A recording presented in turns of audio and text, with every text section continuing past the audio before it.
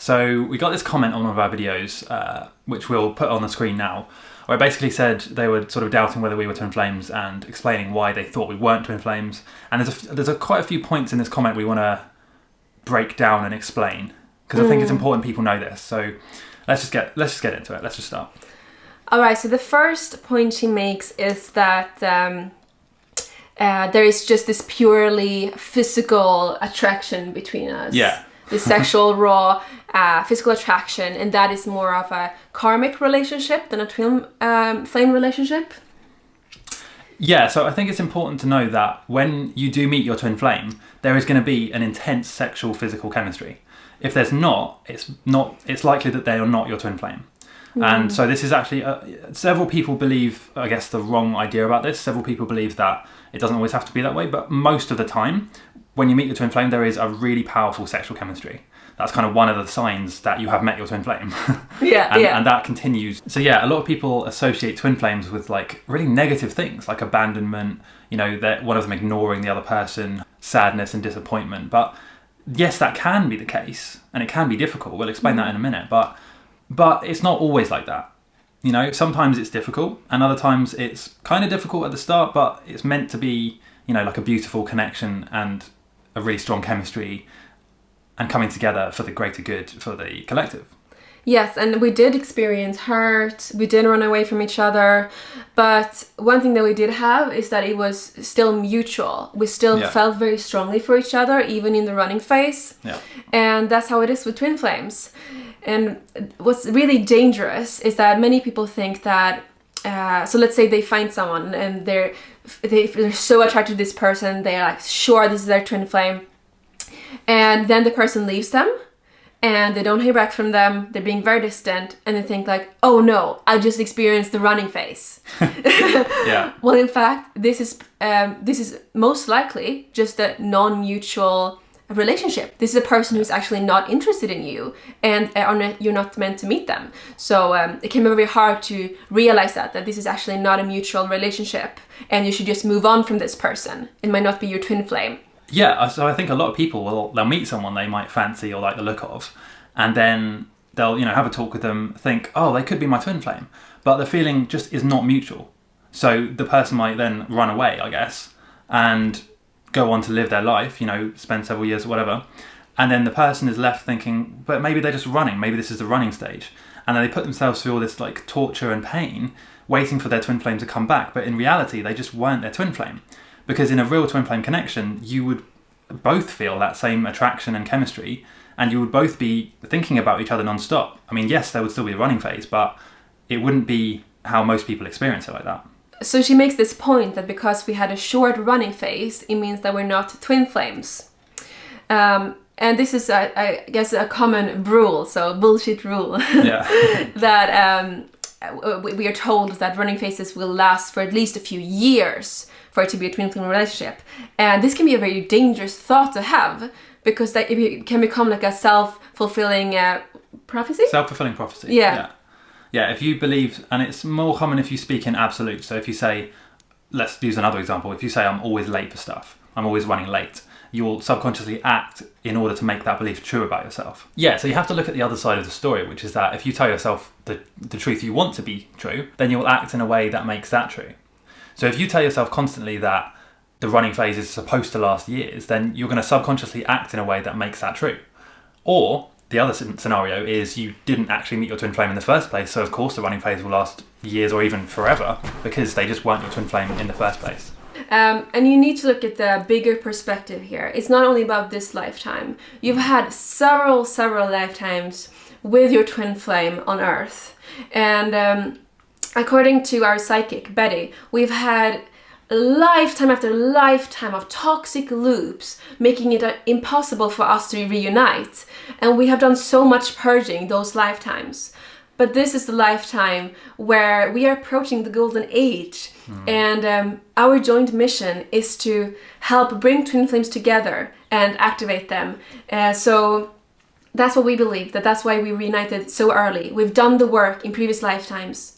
And also in this lifetime. Yes. Before we met, we have worked so much on healing ourselves, our insecurities, our ego issues. So we were very prepared. It's quite rare that both twin flames have done a lot of self-work before meeting their twins. Usually it's just one, the divine feminine, while the divine masculine has not done much work. It's quite, I guess, frowned upon for guys to do healing and stuff like that. And that's why it's so important that you do the self-work, because that will make the running period shorter. Yeah, and we did actually have a running period. In fact, we both sort of distracted ourselves and went in, our own separate ways for a while. And although it was short, we still had that experience, and we still had that feeling. So for example, on my side, I hired a cabin in the middle of the woods. I had a quarter life crisis, you could say. I would just go every day, go into the forest for long walks, go to the beach.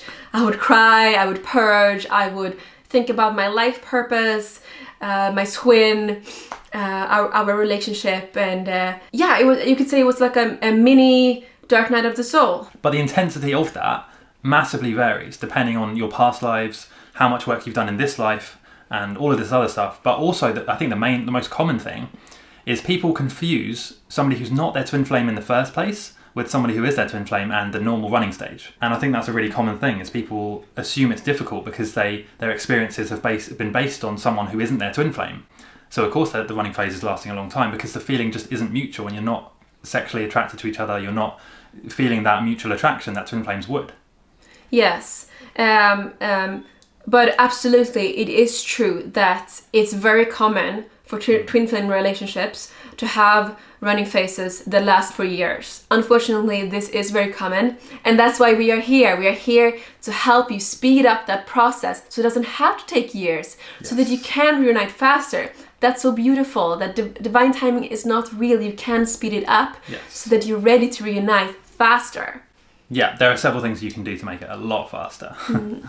So one thing that she said is, if you are close to be healed, balanced, and then meet someone, this will be a soulmate that resonates with the high vibration you have.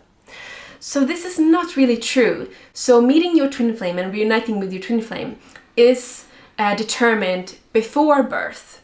So if you've done the work on yourself, then it's not that the twin flame will suddenly disappear and you will be replaced with a soulmate. No, it will just speed up the reunion with your twin flame. What a lot of people believe is that twin flames just come together, they heal wounds within each other, and then some people believe they just then separate and then that's it. That's not the end of the story. In fact, we're part of our mission is to change that narrative, because what twin flames really are supposed to be doing, they come together, bring up issues, and sort of become aligned vibrationally. And then they stay together, usually, probably for the rest of this lifetime, to raise the consciousness of the collective, to actually become like a portal through which unconditional love can flow into this reality. So they wouldn't be able to do that if they just came together and then split up. Why? That wouldn't make any sense. No. So healing personal wounds, that is just the first step of the twin flame journey. It's not the end. The big purpose of twin flames is to heal Mother Gaia and help to this transition from third density into fifth density. So help in the golden age, right? That's why we're here. It's not an easy mission, and very few brave souls signed up for this mission. It's not an easy journey. It definitely is not. But it's so worth it, and we're so close now. So then another part of the comment was about we mentioned these biohacks that will sort of make it easier to speed up reunion. But we never said it would be easy. These things will help you, but they might not be easy. It also might not be something you want to hear. It might not be comfortable. But if you do want to speed up reunion, and if you do want to make it, feel better and easier, then those biohacks and the things we mentioned will help you. Yeah. So if you have been in separation with your twin for a long time, I know it's easy to just look at other people who are in reunion with that twin flame and just be like, oh, I don't think this is real. It's not supposed to be that easy, and leave comments and things like this. But that is just being in the victim mindset. Instead, you should think like, what can I do to speed up reunion with my twin, and just feel inspired. But feel inspired that the running phase doesn't have to be long, right? Change your mindset, and it will change your life. So yeah, we just want to remind you that, especially if you hear or see these comments or I guess, get advice from twin flame gurus who are not with their twin flame, they typically will give you advice based on their reality and their experiences. So let's say if someone's going through something difficult, whether they've met their twin flame or not, they'll assume that, oh, it has to be difficult. It has to be this really hard, painful process the whole time. But it doesn't have to be that way.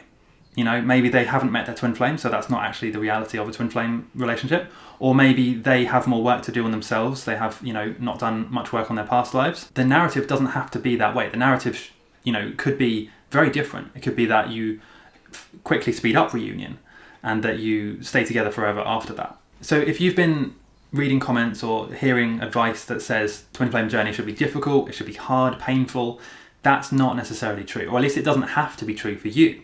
You can actually decide to take a bit of control back yourself and work on things that will speed up reunion, raise your vibrations, increase positivity, and then you can also become like an example of that, and then that will inspire other twin flames, and together we can change the narrative and make the reality actually much more positive and make reunion happen faster for twin flame couples. We know it's not an easy journey. This is one of the most difficult journeys you can go through as a human being on Earth right now. But we really urge you to take control of your life and to try to speed up union for yourself and for Mother Gaia. So we actually have a free ebook that we're giving away, link in the description, with a few biohacks that you can implement to raise your vibrations and help bring union with your twin flame. Let us know if you have any other comments. We'd love to make a video response to you. You can just leave them down below. Yeah, see you next time, guys.